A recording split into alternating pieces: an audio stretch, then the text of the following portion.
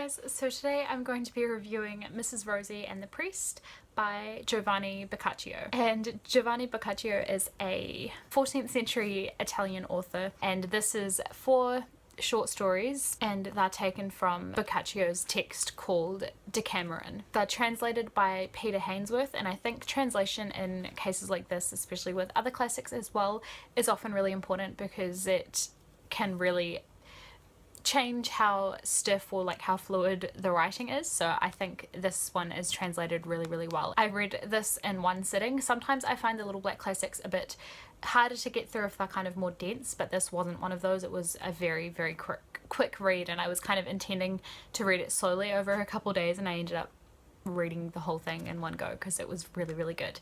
So yeah, I guess that's the first thing I can say about this. It was a really enjoyable read, particularly the first story. It started off at a real high point, and I thought the whole thing was going to be that good, which it wasn't, unfortunately, but the first story was well worth the read, and I was really pleasantly surprised by this one. So overall, I mean, it's hard to give short story collections an overall rating because I'm going to tell you my rating for each individual story in this little collection, but overall I guess I would give it like a 4 out of 5 stars, maybe like a 3.5, but it feels a bit harsh to give it a 3.5 when I enjoyed one of them so much. So yeah, I'd probably give it a 4. I guess the main thing that I took away from this as a whole is just I was really surprised by how crude these stories were. I think it just goes to show that humanity hasn't really changed that much in the last like 6-7 centuries.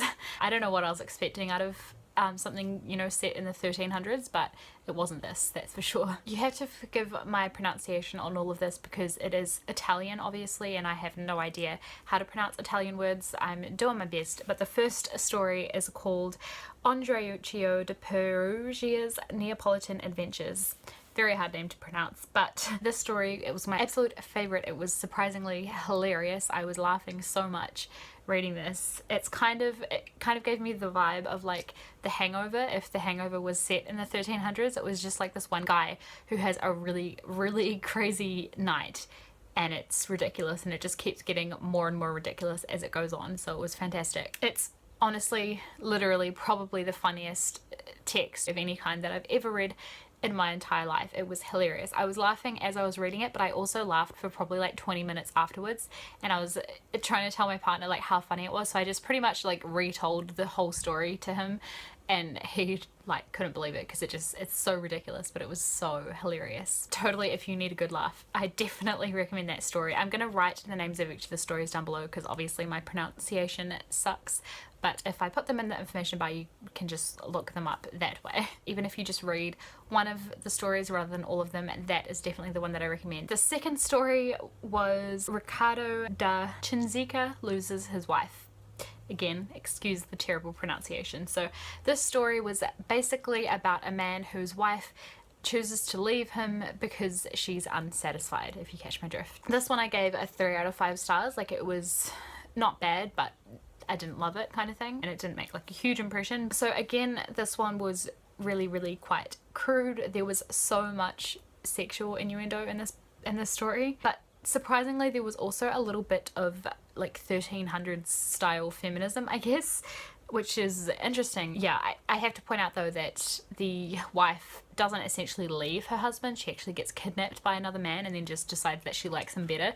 So it's not, obviously that's not very feminist, but just some of the things that the wife was saying to her ex-husband about why she wasn't happy with him just came across in kind of a feminist sort of way. The main one that stuck out to me was she was saying that when her father had married her off to this ex-husband of hers, she felt like her honour wasn't considered at that point, so why should she be worried about her honour now that she's left her ex-husband? Like, why should she be ashamed of it? Because she felt like she had no honour in the first place. So that was interesting, just kind of like a commentary or a bit of a speculation on what honour means. So kind of enjoyed that one. The third story is the title story of this collection. It's Mrs. Rosie and the Priest.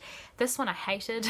I really didn't like it. Essentially the storyline is a priest and a woman have an affair, and no one really learns anything from it. It just, yeah, it was just yuck and really crude again. And that one there was really no kind of social commentary or anything like that, so didn't really enjoy it, so I gave it 2 stars. Obviously the writing style and everything was just as good as the other two, but like the content of it, I just really didn't like it. And then the final one is called Patient Griselda, and this is about a rich man who marries a poor woman and then basically treats her really horribly in order to prove a point. And she puts up with his horrible treatment despite being told by everyone she knows and all of these people outside the situation that she deserves better and things like that. She stays with him anyway and just puts up with all of these horrible things that he's doing.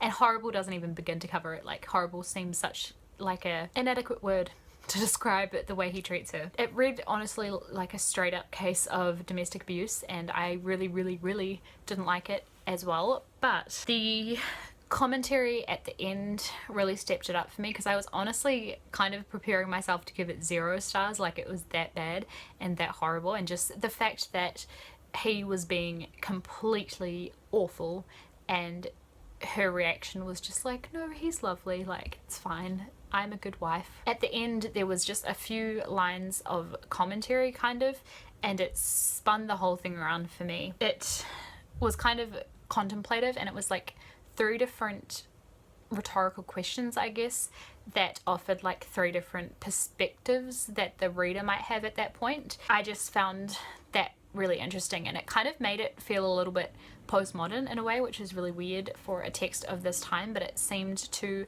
acknowledge the fact, or acknowledge the reader as like someone who's kind of invested in the story by the end of it. And it's kind of a little comment or a little nod to how text can make you feel, and how you can, I don't know, your outside judgments about other people kind of affect the way you read a text as well. Yeah, so I found that really interesting, and the fact that that was included at the end made me think that his intention wasn't to say that men should treat their wives horribly and their wives should just put up with it, which is what it was coming across as until that point, I guess.